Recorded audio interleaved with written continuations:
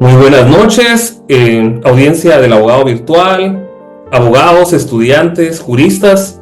Les queremos agradecer por estar en un episodio más. Estamos dando inicio a entrevistas en el abogado virtual para que ustedes puedan conocer a diferentes profesionales del derecho de diferentes industrias y para que puedan no solamente indagarse en el estudio del derecho, sino que también conocer a grandes personajes que tengo la oportunidad de entrevistar para que se expandan tanto en el mundo profesional, ¿verdad? Como para que puedan inspirarse incluso los que aún no estudian el derecho. Entonces, en esta noche tengo el gran honor de acompañarme de mi compañera de clases del doctorado de Derecho en la Universidad de San Carlos de Guatemala, Dora Elsie Morales Rivas, quien es una maestra del derecho penal y le agradezco muchísimo por haber aceptado esta invitación y pues es un gran honor. Entonces vamos a iniciar con algunas preguntas así, pues para que la audiencia la conozca un poquito, ¿verdad? Primeramente, usted está ubicada en El Salvador, ¿verdad? Sí, en El Salvador, Eduardo. ¿En qué parte de El Salvador? ¿Es en la capital o es en el interior de la República? En la capital, Excelente, y cuéntenos, ¿de dónde es usted? ¿Dónde creció? Cuéntenos un poquito de su infancia. ¿Cómo fue su experiencia en la escuela primaria? ¿Algún maestro que recuerde? ¿Alguna experiencia que haya marcado? Quizás, ¿verdad? No tiene que ser así, pero de repente algo la marcó para que estudiara Derecho y llegara ahora trabaja en la rama penal como jueza, ¿verdad? sí, como juez. ¿Y en qué rama específica? ¿Perdón? ¿En qué rama específica como jueza? El título. En derecho penal, pero es una mezcla entre derecho de familia, penal, relacionado con la violencia contra la mujer. Interesantísimo, especialmente hoy en día, ¿verdad? Que estamos viendo que la mujer está acrecentando acceso en el derecho para igualar un poquito, ¿verdad? El trato, eso es increíble. Entonces cuéntenos de su infancia, ya no la voy a interrumpir más. No, muchas gracias por permitirme dirigirme a su audiencia y un gusto verlo a usted nuevamente, ¿verdad? Pues comentarle que soy originaria de Sensuntepeque, departamento de Cabañas. Acá es un municipio a dos horas y media de acá de San Salvador en bus. Entonces yo tuve que viajar para estudiar acá en la capital mis estudios, ¿verdad? De licenciatura en ciencias jurídicas. Allá me desarrollé en Sensuntepeque Cabañas desde el kinder hasta el bachillerato. Y lo curioso fue de que tuve una maestra en séptimo grado en donde yo empecé a dirigirme a los compañeros en público. Yo antes era muy tímida, fíjese, a veces uno dice, voy a ser siempre tímido, no voy a tener esa habilidad de dirigirme al público. Sin embargo, desde séptimo grado mi situación cambió, porque también me cambié de escuela. Primeramente iba a un colegio de niñas y luego mi mamá me incorporó a un centro de estudio que se llamaba Tercer Ciclo de Educación Básica. Entonces, en séptimo conozco a mi profesora, que se llama Mirna de Barrera, y me empieza a motivar y me empieza a decir, diríjase a sus compañeros de un tema en el lunes cívico. Entonces me empezó a llamar la atención esto de hablar en público y ella un día me dijo, vas a ser abogada, Dora Elsie. Pero yo a todo esto, porque en el pueblo, pues nosotros vivíamos en una zona todavía un poco lejana de la ciudad de Sensuntepeque, como en los alrededores, pero no tan cerca. Entonces, a todo esto yo decía, bueno, abogacía, no tenía ningún familiar en aquel entonces que fuera abogado, excepto que antes elegían a los jueces de paz, a los hombres como que tenían una connotación en el pueblo, y uno de mis abuelos, mi abuelo paterno, fue juez de primera instancia y de paz, elegido por aquellos hombres reconocidos, ¿verdad? Era el único antecedente en este ámbito, pero él no había sido abogado. Entonces me motiva ella y ya cuando estaba en bachillerato en el Instituto Nacional de Sensuntepeque, la Universidad Centroamericana José Simeón Caña llega a hacer una prueba de esta para determinar un test vocacional para determinar qué aptitudes usted tiene para qué carreras. Entonces la primera opción que me aparece es licenciatura en ciencias jurídicas. Bueno, dije yo, entonces voy a intentar y fue así como me vine para San Salvador allá por el año 2001, aunque tuve una situación familiar que empecé en una universidad que aquí se llama Tecnológica del Salvador. Entonces tuve un problema familiar de salud de un hermano, tuve que regresarme a Sensuntepeque, dejé mis estudios y luego en el año 2002 inicio nuevamente mis estudios siempre de licenciatura en ciencias jurídicas en la Universidad Centroamericana José Simeón Cañas UCA y es ahí donde culmino, ¿verdad? 2002, 2006 y en el 2007 me graduó. Y es hasta el año 2011 que decido estudiar la maestría, siempre en la UCA, aquí le denominan UCA, y luego pues obtuve mi grado de máster en Derecho Penal Constitucional. Excelente. Entonces, cuéntenos un poquito más acerca de cómo fue.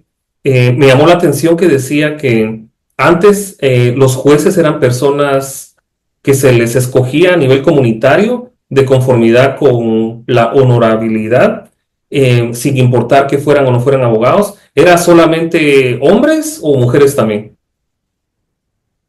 Su mayoría, un gran porcentaje solo eran hombres. Y todavía la Constitución de la República del Salvador tiene ese resabio de que los jueces de paz, si bien se les exigen ser abogados, pero ahí está una excepción que pueden ser elegibles hombres con una connotación, una honorabilidad notoria del municipio, pero eso ya no está en desuso, porque ya esa disposición ya pues ya no se eligen a personas como que tienen una honorabilidad notoria, decirle que pues en el entorno de la familia, mi abuelo era muy conocido porque tenía negocios en Sensuntepeque, era un comerciante, entonces ahí, ¿verdad?, donde tenía él una connotación y que pues todos lo conocían como una persona que se dedicaba al comercio de los cohetes con mi abuela, que mi abuela pues le apoyó muchísimo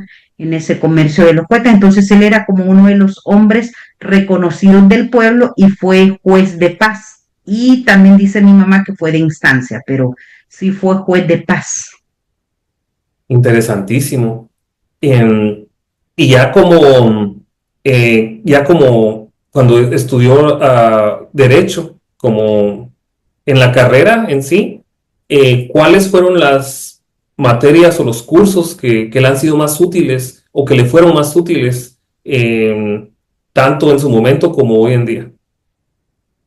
Fíjese que me encantó las materias de bueno, la asignatura de procesal penal y penal, pero me decanté más por el proceso penal, por lo práctico, porque ahí también se introducía un poco, no existía la asignatura de técnicas de oralidad, así como tal, entonces ahí se introducía las celebraciones de audiencia, las simulaciones de audiencia, que fue lo que más me encantó de la universidad, y ahí se abrían cursos en el Consejo Nacional de la Judicatura, aún se abren cursos de técnicas de oralidad entre universidades, un concurso interuniversitario y también en la universidad, ya que me encantaba esa asignatura, pues me incorporé a concurso para competir por la universidad frente a otras universidades. Pues no ganamos, pero sí obtuvimos una gran experiencia en el ámbito de las técnicas de litigación oral aquí en El Salvador. Entonces, las materias de proceso penal,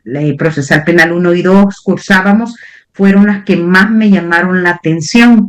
Creo que pues materia de familia era interesante, pero no como el proceso penal en sí, que era lo que siempre me llamó la atención, ¿verdad?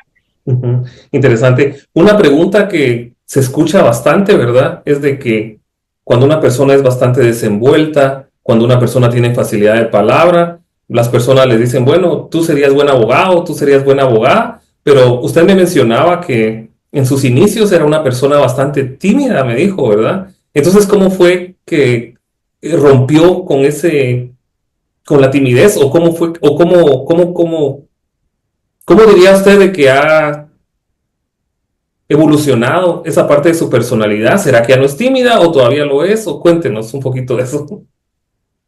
Fíjese que como les comentaba, la escuela, mi tercer ciclo desde séptimo a noveno, tuvo un gran porcentaje de contribución en mi formación de cómo hablar en público, pero paralelamente también la iglesia influyó en mí. ¿Por qué? Porque yo asistía a la iglesia católica y me incorporé mucho en grupos juveniles. Entonces, los grupos juveniles ayudan mucho, indistintamente de la religión que sea, a que uno se desenvuelva en, eh, en la parroquia, en comunidades cantonales, rurales, íbamos a misionar. Entonces ahí yo comencé a hablar en público. Fue tan difícil a mis 13 años eh, pararme frente a una comunidad y explicar un tema de índole religioso.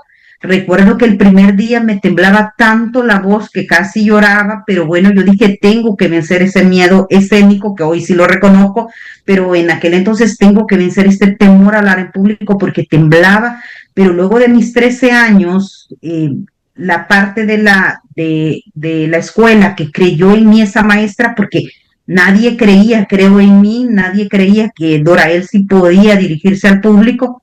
Esa maestra influyó tan positivamente, pero también la iglesia me formó mucho en el liderazgo frente a una comunidad, evangelizar, ¿verdad? Que eso, pues, esa actividad es sumamente es relevante en la vida de un joven, de un adolescente. Entonces, creo que ahí rompí el hielo y desde ahí pues me encantó esto de la oralidad, ¿verdad? Porque créame, si usted me hubiera conocido de 10 años, a mí tampoco me llamaba la atención el estudio. O sea, no me gustaba hablar en público porque tenía un miedo, un temor. Entonces yo era muy apartada en la escuela, pero desde séptimo grado pues todo cambió, ¿verdad? Esas dos facetas de mi vida, desde un punto de vista espiritual y académico, ¿verdad? La escuela influyeron bastante en mí. Sí, interesantísimo. No, y se dice mucho que el hablar en público es uno de los peores temores de la mayoría de la población, ¿verdad? Ahora yo le preguntaría a usted como jueza, ¿todavía experimenta ese temorcito o se le quita a uno al 100% después de, porque usted es una, digamos, liderea, ¿verdad? Juicios, no sé si es, digamos, todos los días, está en audiencias o no sé cómo sea.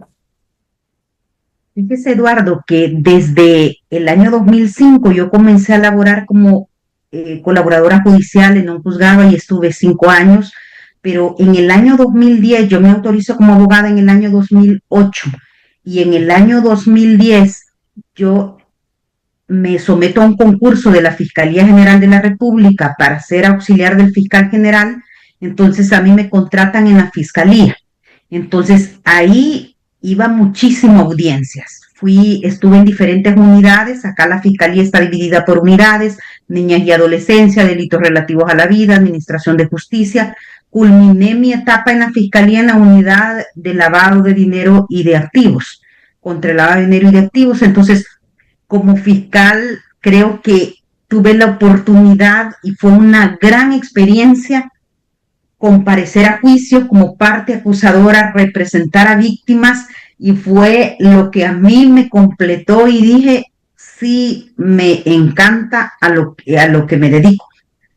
Entonces eso me ayudó. Siempre que iba a dirigirme a un juez o jueza, siempre existía ese miedo, ese temor ante una vista pública, sobre todo que es la incorporación de la prueba, el interrogatorio directo, contrainterrogatorio y todo. Siempre existía un temor, pero fue pasando y poco a poco vencía aún más ese temor escénico y ese miedo escénico. Y luego ya hoy como jueza, ya no siento miedo al hablar, no siento ese temor.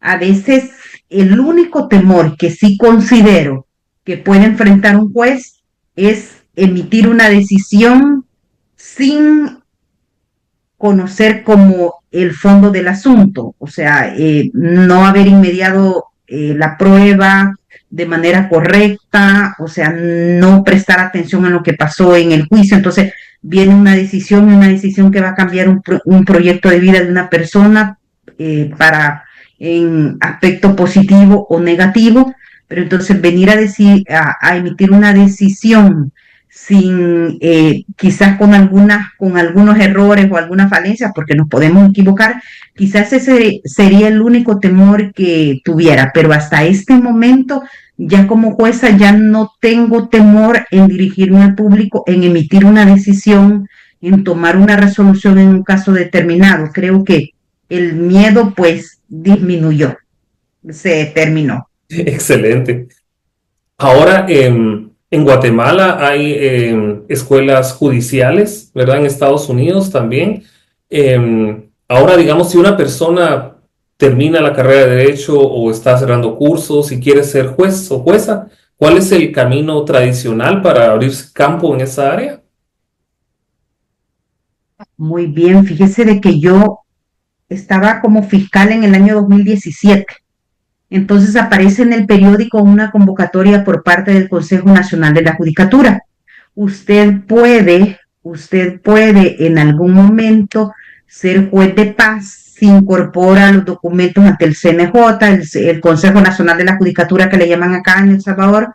El Consejo manda la terna a la corte y usted se somete a entrevistas para ser juez de paz, porque es lo más común iniciar por juez de paz, juez de primera instancia y magistrado de cámara o de sala, que los magistrados de corte pues ya son elegibles vía asamblea legislativa.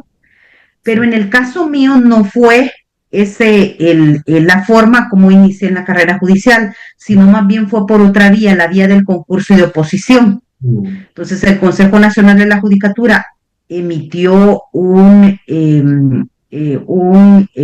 comunicado en periódicos de mayor circulación, señalando que se abría la convocatoria para ser jueces de primera instancia de instrucción para una vida libre de violencia, jueces de sentencia y también magistrados de cámara. Entonces, bajo esa idea del concurso de oposición, usted se iba a someter como a 6 módulos y le hacían examen en cada módulo. Si usted reprobaba, usted hasta ahí se quedaba. Entonces, las mejores notas, calificaciones, pero también hicieron un estudio psicosocial. Sí. Entonces, las mejores notas obtenidas en todo lo que a usted le evaluaban, pues serían elegibles para conformar ternas. Conformé ternas para San Salvador, pero fui a entrevista, pero había una jueza que tenía carrera judicial, que tenía varios años siendo jueza, y mi persona solamente había sido fiscal y colaboradora en un juzgado. Entonces no quedé en esa primera. Yo dije, ya, jueza de violencia contra la mujer, ya, pues desistí. Entonces dije, en algún momento me voy a someter a una selección para ser juez de paz. Pero esto fue en la capital y luego mandaron ternas para juez de primera instancia de San Miguel y de Santa Ana. Entonces San Miguel es la zona oriental y Santa Ana es la zona occidental. Entonces fui nuevamente, mmm, creo que eso pues se lo debo mucho a Dios, ¿verdad? Fui en la terna para la zona oriental para jueza de instrucción, no, ya no para jueza de sentencia, porque en la primera terna sí iba para jueza de sentencia, pero no quedé. Entonces allá iba para jueza de instrucción y también iba con una jueza de carrera. Entonces no me hubiera extrañado que ella hubiera sido la elegible, pero cuando usted iba interna le hacían una entrevista tan estricta, conociendo o evaluando moralidad notoria, conocimiento del área en donde usted se iba a desenvolver, cómo se celebraban unas audiencias preliminares, y es más, en esta área también se iba a conocer violencia intrafamiliar y otro tipo de diligencias de protección. Entonces evaluaban si conocían la competencia en la que usted se iba a desarrollar.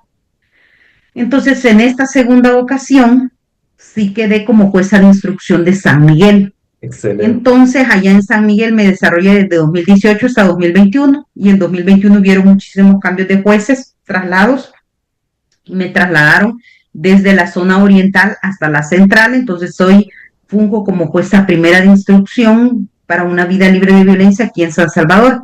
Entonces, para llegar a este cargo, pues tuve que realizar o tuve que llevar a cabo diferentes estudios. Llevaba, bueno, en la universidad, en la UCA, siempre veía cursos de proceso penal, de técnicas de oralidad. En la fiscalía me prepararon bastante en materia de escena del delito, de técnicas de oralidad. Relacionada a violencia de género, en sí solamente había tenido yo la experiencia de 1 año y medio en la unidad de niñez y adolescencia representando a víctimas de violencia, pero mi maestría de penal constitucional, mi tesina, la realicé del feminicidio y su regulación legal en El Salvador. De la ley nada prácticamente se conocía. La ley especial integral para una vida libre de violencia, entró en vigencia en el año 2012.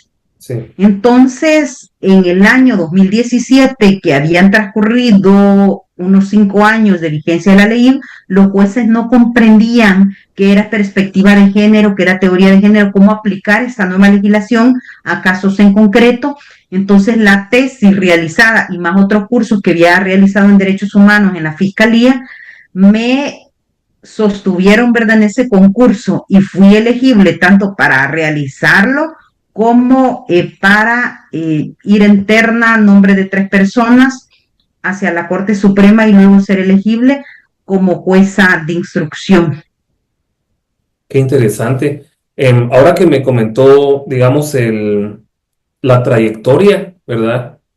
No solo la que usted tuvo para llegar al puesto, pero también la evolución que ha tenido la legislación en el país. Me recordó a una película que vi de una magistrada de la Corte de Estados Unidos, la cual ella influyó bastante, educando a bastante hombres en su mayoría de lo que era, digamos, la igualdad de género, los derechos de la mujer. Y cuando yo vi ese documental me di cuenta de que, pues, muchos hombres no comprenden, ¿verdad?, la perspectiva femenina.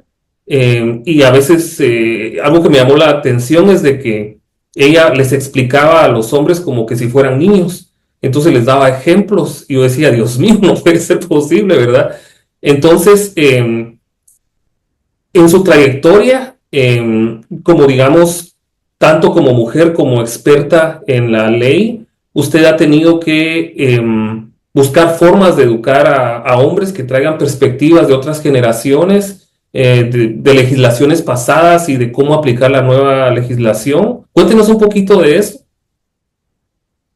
Y las decisiones en el juzgado con perspectiva de género, desde que se emite una decisión examinando relaciones desiguales de poder, estereotipos de género que colocan en desventaja a las mujeres, creencias erróneas, que por ser mujer no son inteligentes, que por ser mujer su moral es laxa, es débil, que biológicamente somos débiles, que no merecemos llegar a un puesto donde sí puede llegar un hombre, pero no, la mujer por el hecho de haber nacido mujer no tiene ese derecho. Ese tipo de decisiones donde se abordan supuestas inferioridades que han sido producto de, como usted muy bien lo menciona, de la educación y de una educación equivocada que nos han dado nuestros antepasados y que en definitiva la mujer la colocan en desventaja. Entonces, desde una decisión donde se les explica a las partes por qué se toma o por qué se emite esa resolución, porque sí se advierte que la mujer ha estado en desventaja considerando la cosa, considerándola que ella no puede tener un proyecto de vida diferente a él, factores de riesgo de víctimas que dejan a su pareja y al cesar la relación pues intentan matarlas, y abogados que incluso y abogadas los argumentos es que la mujer le debe lealtad al hombre, justificando la violencia sufrida por parte de la mujer basada en estereotipos de género. Entonces, desde esa decisión, Eduardo, se empieza a intentar educar al hombre. Es difícil, es difícil. Tramito procesos penales, pero también procesos de violencia intrafamiliar desde un punto de vista preventivo. Entonces, cuando también en procesos de violencia intrafamiliar emito una sentencia, trato de explicarle de la mejor manera a las partes materiales, denunciante, denunciado, el por qué es necesario destruir estereotipos de género, por qué es necesario reeducarnos, por qué es necesario deconstruir la deconstrucción de una masculinidad tradicional que ha hecho tanto daño a proyectos de vida de mujeres y de niños y niñas, porque ha destruido familias. Entonces comenzamos a reeducar, pero ya las personas adultas es como bastante complicado volvernos a educar. Se intenta a través de una resolución judicial, pero es un tanto complicado. Entonces, cuando hay un allanamiento, una aceptación de hechos en procesos de violencia o en procesos penales, puedo darlo por finalizado con alguna decisión de fondo. Lo que se hace es enviar al agresor, al procesado, al condenado, a una deconstrucción de la masculinidad tradicional al equipo multidisciplinario que nos apoyan. Hay un educador que viene y le da diferentes temas relacionados a derechos humanos a los hombres para que vean desde otra perspectiva la realidad y consideren que la mujer como un ser humano tiene derechos y que no puede continuar cosificándose o considerándose propiedad y poder decidir sobre ella, cómo se viste, cómo se peina, qué es lo que va a hacer en el día, cómo se tiene que vestir, que es muy común retenerle objetos, retenerle documentos, etcétera. Entonces, a partir de ahí, si bien una resolución puede ayudar, pero creo que el equipo multidisciplinario hace un gran trabajo en la reeducación de hombres, ¿verdad? Que en alguna medida, pues, se advierten rasgos de masculinidad tradicional en nuestra cultura, ¿verdad? Que es muy recurrente. Interesante. Y digamos, si en ese proceso usted ha notado que algunos hombres están receptivos, no sé, de repente, no sé si usa la palabra, pero alegres de aprender nueva información, nuevas perspectivas, o también se ve que algunos estén así como reacios a aprender nuevas formas de ver a la sociedad y de ver a la familia, porque realmente es una nueva cultura la que está intentando, pues, el organismo judicial de crear, educar, ¿verdad? Entonces, ¿qué tipo de actitudes ha visto usted por parte de, qué reacción ha tenido la población a través de esos procesos? Pues vea, he visto más hombres descontentos porque la violencia, Eduardo, se ha naturalizado, se naturaliza y se concibe que eso de que la mujer cocine bien porque si no le ocasionó violencia, la maltrato, eso es lo más normal, porque la mujer nació para el ámbito privado, la mujer nació para el ámbito doméstico, la mujer nació para el cuidado de los hijos. La limito a ese ámbito y le resto o le elimino otros derechos a los que ella puede acceder. Entonces sí he visto algunos hombres descontentos porque el decirle a una mujer, también es que acá se trata de contribuir a que la mujer también tenga una visión diferente. Por ejemplo, si solo el señor ha sido el proveedor y ella tiene una profesión, también es necesario que ella ingrese a ese ámbito público y se desarrolle la mujer en el área que ella desee. Entonces, cuando el hombre, y sí lo he notado, ve en riesgo ese poder porque como proveedor tiene el poder de la familia. Este es el sistema patriarcal.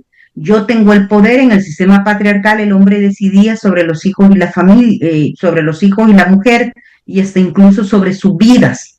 Entonces, hoy ya no tenemos el sistema patriarcal, pero en la realidad es lo que sucede y se le quitan. Para el hombre, estos serían privilegios. Yo soy el proveedor, yo salgo de casa, yo puedo tener, por ejemplo, yo puedo ser infiel, pero la mujer no lo puede ser. Entonces, cuando venimos a tocar esos aspectos bastante frágiles en la masculinidad, entonces a muchos hombres no les parece deconstruirse, porque ser el proveedor le da un poder en el núcleo de la familia. Muy pocos hombres sí he visto que han reconocido que el órgano judicial le está apostando a una sociedad igualitaria. Con esto no le estamos apostando a que la mujer tenga más derechos que los hombres, porque se escuchan esas afirmaciones jamás, porque eso pues sería atentatorio a los derechos de los hombres. Lo que se busca es equiparar los derechos de las mujeres a la de los hombres, que siempre han gozado de derechos. Entonces, sí he visto algunos hombres con una apertura para estos programas y dicen que bien, yo me voy a someter porque yo sí quiero cambiar, pero a muy poco. Yo esperaría que en algunos años, no tan pronto, pero en algunos años, si continúa esta nueva visión del derecho con esta perspectiva de género, esta situación vinculada con el trabajo arduo que está llevando hasta hoy el órgano judicial de apostarle a las resoluciones con perspectiva de género y equiparar derechos entre hombres y mujeres, esperaría que en unos años no muy lejanos, la mayoría de hombres comprendan la necesidad de deconstruirse. Y esto de deconstruirse no debería ser solo el ámbito judicial. Yo le apostaría que en cada municipio hubiera una escuelita de deconstrucción de masculinidad y los hombres se inscribieran y las mujeres pudieran ir también, porque si bien las mujeres no son machistas porque no son hombres, pero estamos educadas también o alienadas con el patriarcado, y así educamos a nuestros hijos y nuestras hijas en posiciones de desigualdad. La niña le sirve al niño porque es una niña. Entonces, desde ahí viene una desigualdad. El niño no puede lavar, no puede planchar porque es niño, pero la niña sí lo tiene que hacer. Entonces, esas formas de educar de manera estereotipada se tienen que derribar. También la mujer tiene que ser reeducada en estos temas, ¿verdad? Yo sí le apostaría a que antes de entrar en el ámbito judicial, hombres y mujeres nos reeduquemos para no llegar hasta esa esfera, ¿verdad?, del ámbito judicial, porque ya es como que se consumó un acto de violencia. Entonces no deberíamos de esperar hasta ese momento. Interesante. Entonces, de la forma que funciona más o menos es, digamos, ocurre un acto de violencia doméstica, por ejemplo, y si se determina de que la causa tuvo que ver por, bueno, violencia de género, entonces se determina, me imagino, o cómo sucede eso, digamos, el ofensor se le da la oportunidad de asistir a una escuela de construcción de género, o cómo más o menos funciona eso, ¿y solo es en lo penal o en lo civil también? Y en el ámbito familiar, aquí tenemos una ley contra la violencia intrafamiliar como de índole preventiva, antes de que se configure el delito. Cuando se declara la responsabilidad de hechos de violencia de manera preventiva, son hechos no tan graves. Entonces, una vez declarada la responsabilidad o aceptados los hechos por parte del agresor, porque existe la figura del allanamiento, entonces se manda al señor a una deconstrucción de la masculinidad, a ser reeducado. Entonces se manda a lo que es el equipo multidisciplinario, pero también suele pasar en procesos penales que hay algunas, como un procedimiento abreviado, una pena que no supere los 3 años de prisión y que admita condiciones. Entre ellas se le puede imponer al condenado, o en sentencia, si lo condenan, ¿verdad?, a una pena de prisión superior, va a estar bastante complicado porque tiene que estar recluido en un centro penitenciario. Entonces, en algún momento lo intenté porque condené a un señor a 5 años que fuera trasladado a un programa, pero no tenemos todavía esa capacidad para trasladar, ¿verdad?, un reo para un programa. Centros penales tendría que llevar a cabo estos programas dentro de los penales, pero si se le imponen condiciones porque la pena es menos de 3 años y es condenado, también se le puede imponer la asistencia obligatoria a este tipo de programas de deconstrucción de masculinidades con un enfoque de derechos humanos. Interesantísimo. Y yo creo que es súper importante, ¿verdad? Para hombres y mujeres que entremos a estos diálogos. Entonces yo le agradezco mucho por hablar de este tema acá en el canal, que estoy seguro que pues muchas personas van a tener preguntas y van a entrar en proceso de reflexión o a afirmar, ¿verdad? Educación que ya han tenido. Pero yo creo de que nosotros como hombres, pues todos venimos de una mujer, ¿verdad? Tenemos una madre y muchos de nosotros tenemos hermanas, entonces creo que definitivamente es en beneficio de la sociedad que este tipo de educación de género, como usted dice, inicie en las escuelas, inicie en los hogares para, para tener una sociedad más feliz, ¿verdad? Porque pues muchos hombres también tienen hijas, ¿verdad? Y no van a querer que las hijas sean víctimas de violencia intrafamiliar. Ahora, otra pregunta. En, en Guatemala, en Estados Unidos, el tema de la seguridad de los jueces puede ser, digamos, preocupante y estresante hasta cierto nivel. Entonces, digamos, usted como jueza considera de que en el país el organismo judicial se siente usted segura, digamos, en el país, tiene que vivir de una forma diferente para, digamos, para evitar poner su persona en riesgo, ¿verdad? Por juicios, ¿verdad? Que haya llevado, que sean delicados, que haya cierto tipo de represalias en ciertas comunidades, ¿verdad? Porque usted no lleva un juicio, sino que lleva varios. Entonces es una labor bastante fuerte, bastante noble y yo creo que la sociedad a veces no se pone a pensar que los jueces son pilares del sistema democrático, ¿verdad? Son realmente la base de la democracia, de la estabilidad, de la aplicación del derecho. Entonces, sí, entonces cuéntenos un poquito de eso, ¿verdad? De la seguridad y cómo se maneja eso en su país y en su comunidad. Fíjese que acá en El Salvador hubo una época bastante difícil en tema de pandillas y atacaban en un gran número a agentes policiales. Yo fui agente auxiliar del fiscal y estuve destacada en un municipio que acá se llama Soyapango y veíamos Soyapango y Lopango y San Martín, zonas donde había mucha estructuras pandilleriles. Sin embargo, el ataque no se centró hasta este día en agentes fiscales, en jueces y juezas, sino más bien el ataque fue bastante eh, en contra de agentes policiales. Entonces, pero hemos conocido algunos casos hace como 10 años en contra de una jueza, de un fiscal, pero por motivos diferentes a la actuación que realiza.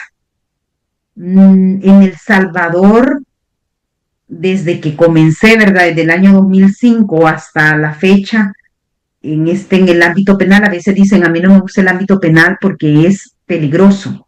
Así dicen, no, yo no me voy a dedicar, mejor me dedico a otra área del derecho. Pero acá en El Salvador nunca no vi un ataque masivo hacia jueces o juezas por sus actuaciones en diferentes procesos, ni como fiscales.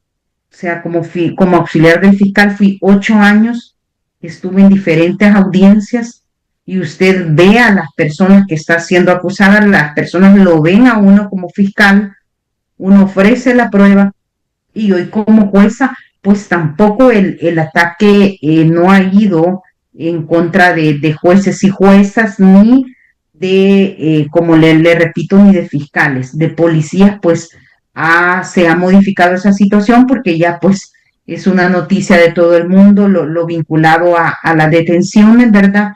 del país y al régimen de excepción en el que se encuentra. Entonces, pero respecto de los jueces y juezas aquí en El Salvador, no ha existido como un fenómeno, es decir, hubo un tiempo desde que yo recuerdo que se atacaron jueces. No, no, no. Nos dimos cuenta de algún caso, pero eran por motivos totalmente diferentes a la labor que se realiza.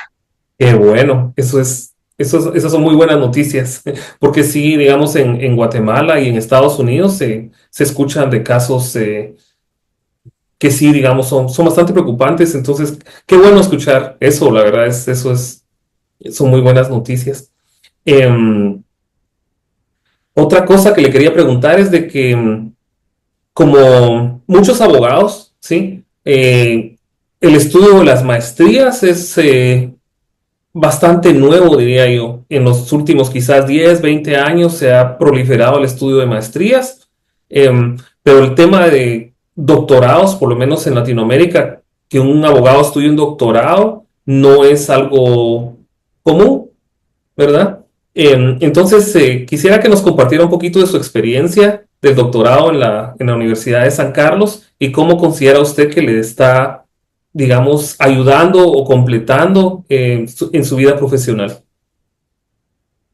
Y muchas gracias. Además de la maestría en Derecho Penal Constitucional, estudié en línea un máster propio en la Universidad de Jaén de España en tiempo de pandemia. Creo que fue una oportunidad y ese máster lo realicé en género para complementar el derecho penal, ¿verdad? Y las otras áreas del derecho.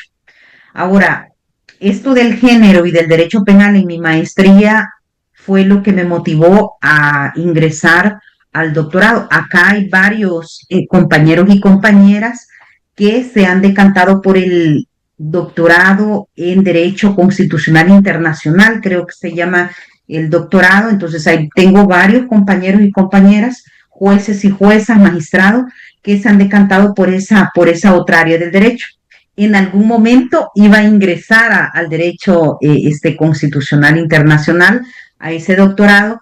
Sin embargo, cuando vi ciencias penales, dije, esto es lo mío, porque si bien mi maestría es en Derecho Penal Constitucional, pero el área constitucional en la práctica no he tenido esa labor, ¿verdad?, de resolver cuestiones vinculadas directamente con el derecho constitucional. Claro, se tiene que invocar en las decisiones vinculadas con derechos de imputados, de víctimas, debido proceso y todo eso, pero así como que en realidad esté empapada del derecho constitucional, pues no. Entonces, cuando veo el doctorado en ciencias penales, pues no dudo. Hace 3 años me comunico con el personal del doctorado y luego inicio. No ha sido fácil, no ha sido fácil porque cuando yo vine en el 2021 como jueza acá en el juzgado de instrucción de la mujer, había una carga bastante elevada, una carga de trabajo. Entonces, hacer un equilibrio entre el trabajo y hacer un estudio o llevar a cabo el doctorado, pues requiere de tiempo. Sin embargo, en la medida de lo posible, he tratado de ir avanzando en el doctorado y pues no descuidar mis actividades propias, ¿verdad? Del juzgado, y por brindar una pronta y cumplida justicia, que eso es el fin, ¿verdad?, último del órgano judicial. Entonces, ¿en qué me ha ayudado? En muchísimo, Eduardo. O sea, ahora los trabajos que se dejan al final de diferentes áreas, de diferentes leyes especiales, por ejemplo, el terrorismo, la trata de personas, veamos también relacionado al derecho penitenciario, todos esos temas me complementan lo que yo veo, el proceso penal. Entonces, cuando voy a decidir un determinado asunto, pues recuerdo que de esto ya escribí, entonces retomo algunas ideas o algunos textos académicos y eso me ayuda a resolver de mejor manera. Y en las clases, yo imparto clases de litigación oral, imparto clases de procesal penal y en algunas ocasiones de género. y de derecho penal, en muy pocas ocasiones de derecho penal, porque la También, parte dogmática es un tanto también da clases en la más complicada. universidad. Sí, yo doy clases en la universidad desde el año 2009, creo, desde el año 2009, desde que era colaboradora de un juzgado. Empecé a impartir derecho constitucional, pero luego me fui decantando por la litigación oral, por proceso penal, que son las que más me llaman la atención, y derecho de género, vinculado con el derecho de familia. Entonces sí doy en las preespecializaciones en diferentes universidades acá. Entonces, también estos textos académicos y el doctorado me ha ayudado a profundizar en temas y a compartirlos con los estudiantes, ¿verdad? Ya un tema determinado, por ejemplo, la justicia restaurativa, en un módulo que vimos. La justicia restaurativa, yo realicé una investigación relacionada con hechos en violencia de género. ¿En qué casos puede ser posible la justicia restaurativa y en qué casos no, dada la situación de desigualdad estructural que ha sufrido la mujer y que la sigue padeciendo? Pero en algunos supuestos es posible, analicemos. Entonces, todos esos, el acoso sexual por redes informáticas, la ley especial que se tiene aquí en el acoso hacia las mujeres, esos textos que se han realizado, desde mi punto de vista son demasiado valiosos porque me ayudan a comprender mejor, ¿verdad? La realidad, a resolver los casos de la mejor manera posible y también desde un punto de vista académico a abrir más las posibilidades de enseñar de una mejor manera, ¿verdad?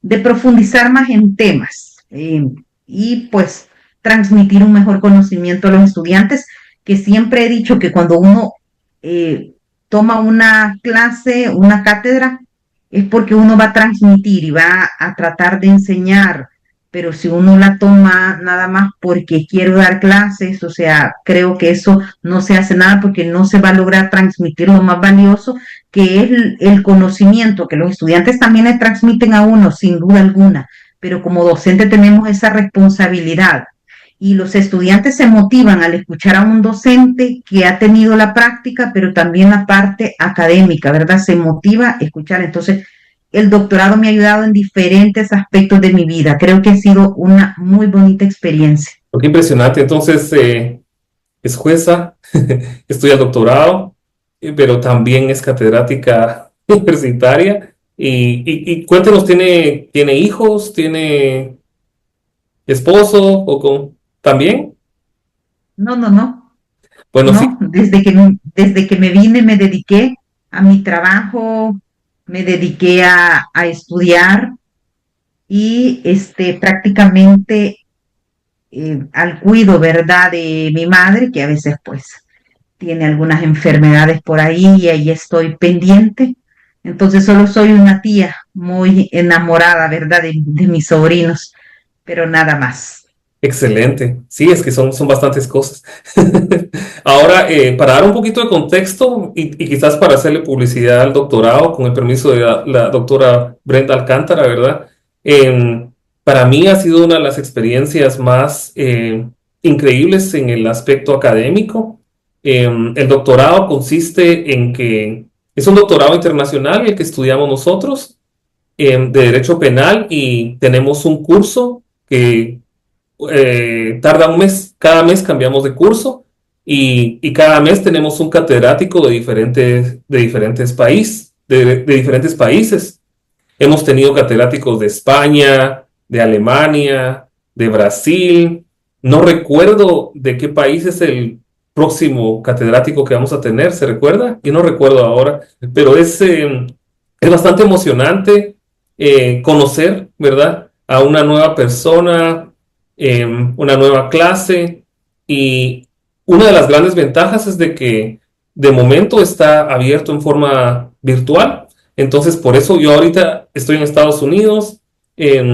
Acá Dora está en El Salvador. Tenemos una estudiante de Colombia también, ¿verdad? Y si uno tiene la oportunidad, puede uno ir a Guatemala y estar en persona, ¿verdad? Con el catedrático que va a estar viajando de un país diferente. ¿Considera usted que más o menos describí la experiencia del doctorado o quisiera usted añadir algo más? No, no, la describió perfectamente. Las experiencias de otros países, ¿verdad?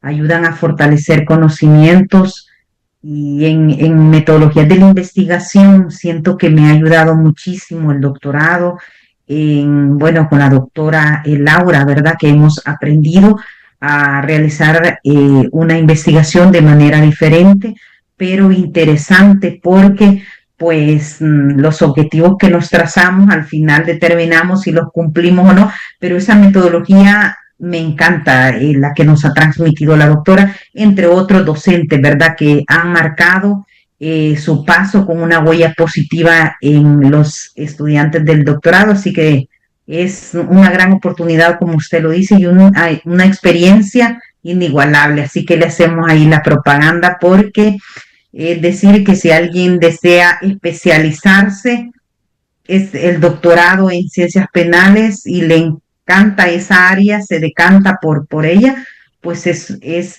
su oportunidad, ¿verdad? Que pueda inscribirse.